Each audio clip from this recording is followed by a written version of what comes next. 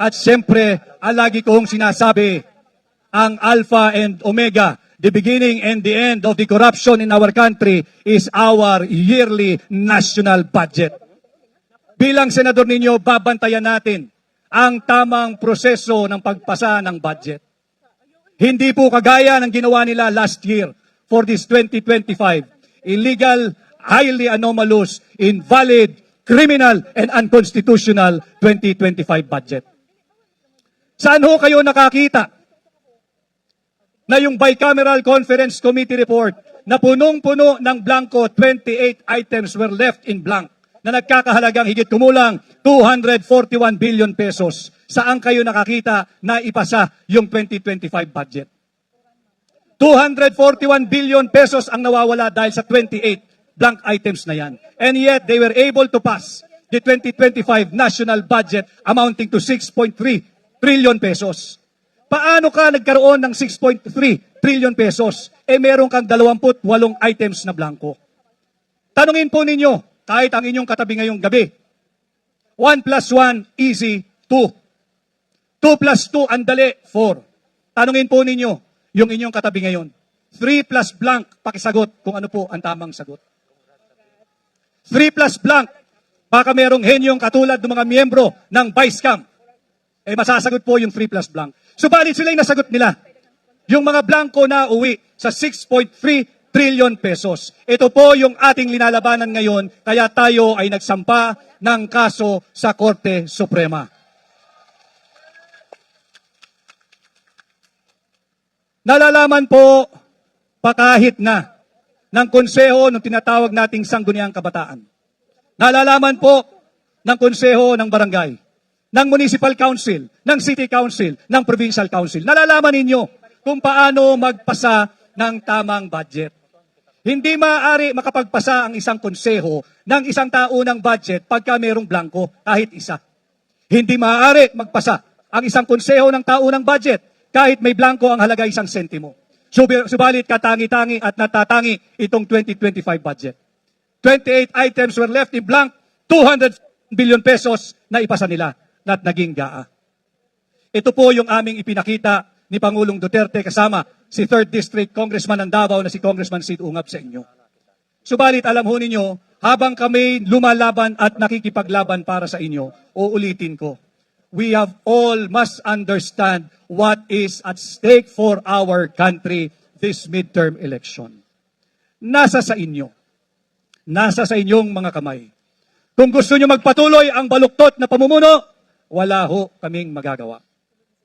Para tayo dapat isang pamilya. Hindi mo dapat iasa kay kuya, kay ate, kay bunso, kay nanay o kay tatay ang tagumpay ng buong pamilya. Kinakailangan nagkakaisa tayo, kinakailangan nagtutulungan tayo, kinakailangan ay tulong-tulong tayo.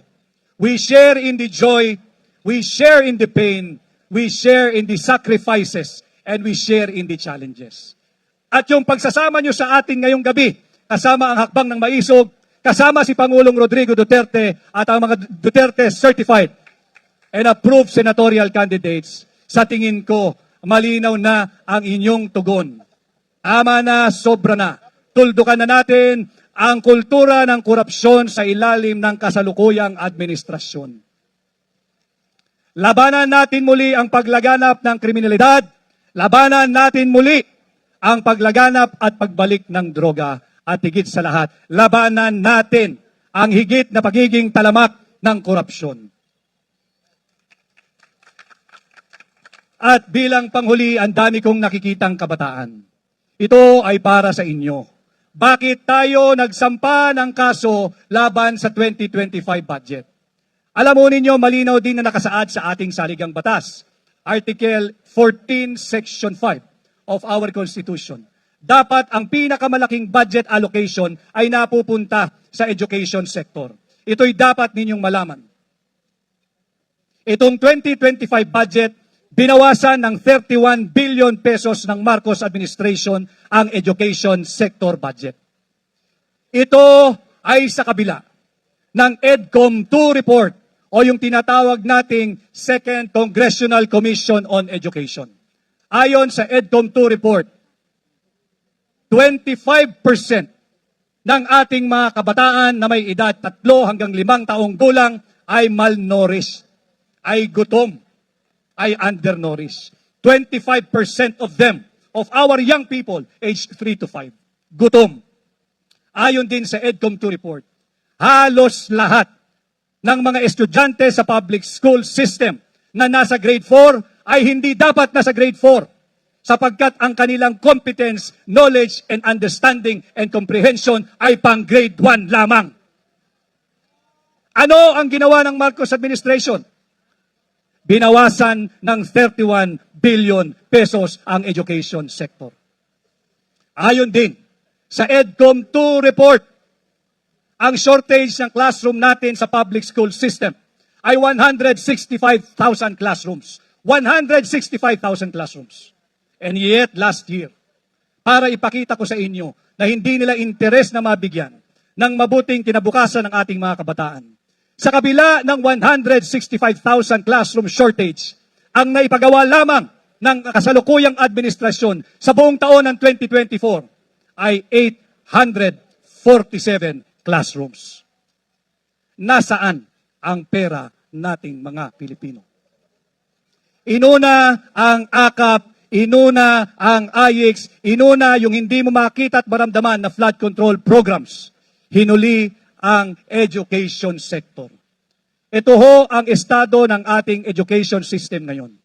And I am presenting this to all of you so that you will have an enlightened decision pagdating ng May 12, 2025.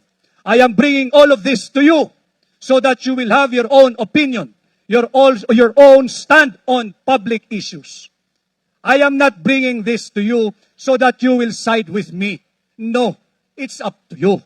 Binibigay ko sa inyo itong mga makabuluhang usapang panlipunan. Hindi para kayo ay sumang-ayon sa aking sinasabi.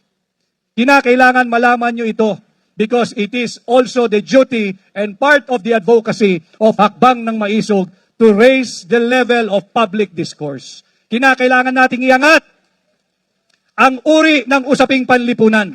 Ito ang dapat nating pag-usapan. Hindi yung kung sino ang bagong boyfriend ng ating kapitbahay. Hindi kung sino ang bagong naghiwalay. Hindi yan tutugon sa kagutuman. Hindi yan ang magpapababa sa presyo ng pangunahing bilihin. Hindi yan ang titigil sa paglaganap muli ng droga at hindi yan ang magbibigay ng kapayapaan at seguridad sa ating mga lansangan. Itong mga usaping ito, ang aking ipinapakausap sa inyo, dali ninyo sa inyong mga pamayanan, sa inyong tahanan. Ito ang ating pag-usapan. Huwag nating sayangin itong ginintoang pagkakataon darating, itong midterm election. If we use this opportunity properly, we will be able to effect a regime change without going outside the constitutional loop. We will be able to effect a regime change without bastardizing or disrespecting our Constitution.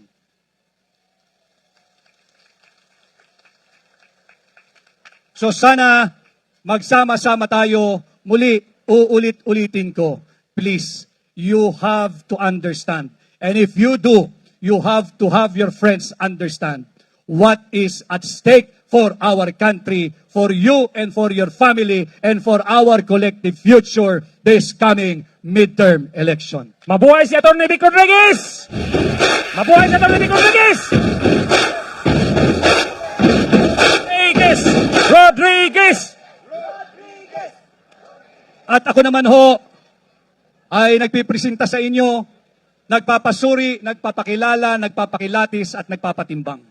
Kung sakaling ako po ay pasado sa inyong pagkilatis, pagtimbang, pagsukat, makikiusap po ako sana ay mapahiram ninyo ako ng inyong sagradong mandato ngayong May 12, 2025. Pasado si Atty. Vic Rodriguez! Pasado si